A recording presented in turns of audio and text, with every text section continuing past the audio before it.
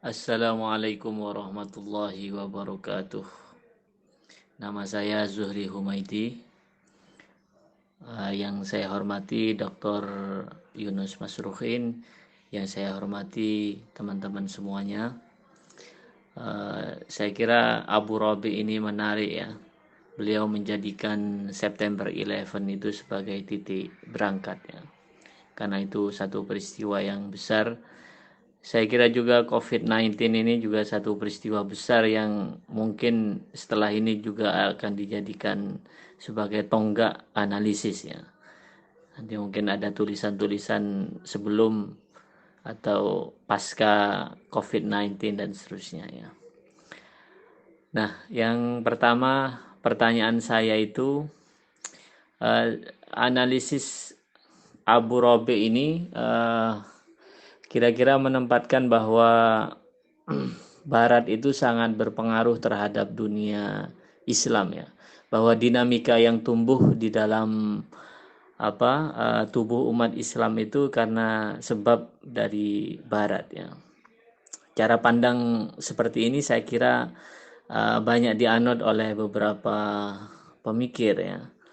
Salah satunya saya kira Dipa Kumar itu ya juga mengemukakan satu analisis yang agak mirip gitu ya. Kata Dipa Kumar itu bahwa tidak betul sebetulnya kalau kelompok radikalis itu ya bisa dihubungkan dengan genealoginya, bisa dihubungkan dengan Khawarij ya. Karena kelompok teroris Al-Qaeda dan seterusnya itu adalah dinamika di dalam dunia barat sendiri ya, karena globalisasi, kemudian kapitalisme dan seterusnya ya, sehingga mendorong kemunculan kelompok-kelompok radikal Islam. Sama juga dengan ekonomi Islam itu bukan muncul di dalam gesekan-gesekan secara internal umat Islam sendiri, tetapi juga didorong oleh dinamika dari barat. Makanya pusat ekonomi Islam itu ada di London gitu ya, pusat kapitalisme dunia ya. Saya kira Abu Rabi ini juga mengemukakan tesis yang mirip juga ya, bahwa dinamika Islam itu juga sangat dipengaruhi oleh barat gitu ya. Nah, kira-kira mereka ini ya, mereka berdua dan sebagian scholar Muslim itu menempatkan Islam itu seakan-akan sebagai maf'ul gitu ya, bukan sebagai fa'il yang atau sebagai subjek yang bisa membaca dan mengendalikan sejarahnya sendiri gitu ya. Saya kira ini kecenderungan yang bisa baik bisa buruk gitu ya. Bisa buruk karena Islam hanya atau masyarakat Muslim hanya menjadi maf'ul gitu, objek dari sejarahnya sendiri. Seakan-akan Islam itu tidak punya elan vital yang bisa menumbuhkan dinamika sejarahnya sendiri. Itu yang pertama. Saya ingin komentar dari teman-teman soal itu, apakah betul kira-kira kesimpulan itu dan bagaimana tanggapannya gitu ya. Kemudian yang kedua, uh, yang kedua, Abu Rabi itu apa sebetulnya kritik? Saya membaca itu belum menemukan kritik sejarah ya dari Abu Rabi ini terhadap sejarah umat Islam itu ya. Tadi kritiknya kan lebih kepada pendidikan ya. Kalau kritiknya kepada sejarah umat Islam sendiri itu kira-kira gimana ya. Saya kira itu. Assalamualaikum warahmatullahi wabarakatuh. Saya kira dengar juga ya, kita menjalani perkuliahan berapa berarti ini 2 jam seperempat jam, dua seperempat jam sampai saat ini gitu. Ya, tapi asik karena dengan perkulahan kita tidak harus face to face, tidak harus dalam suasana yang formal, jadi kita bisa nyambi sambil nyantai. Iya, Ibrahim Abu-Rabi memang salah satu tipikal dari pemikir yang saya pikir disukai oleh Pak Amin Abdullah. Mengapa? Karena Ibrahim Abu-Rabi ini masuk kategori pemikir yang mempunyai kegelisahan yang tidak hanya menjelaskan permasalahan tapi juga mencari solusi.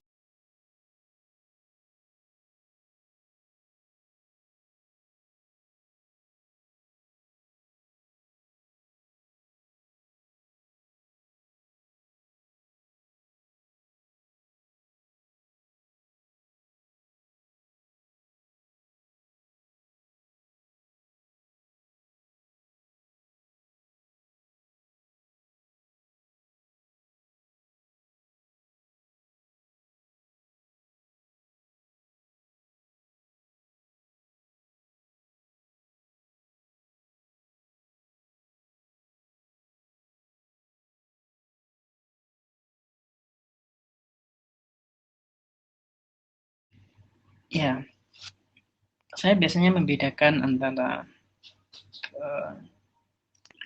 akademisi murni dan pemikir. Kalau akademisi murni itu kan seorang peneliti tidak terlibat di dalam topik yang dibicarakannya, dia hanya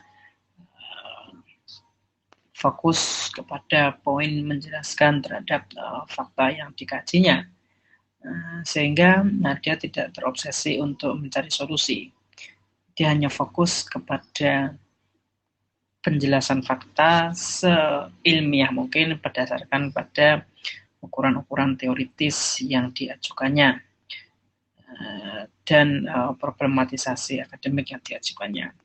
Sedangkan pemikir berusaha untuk melewati batas itu dengan masuk secara intens sebagai sebuah keberpihakan terhadap topik yang dibicarakannya, untuk kemudian mencari solusi yang ditawarkan kepada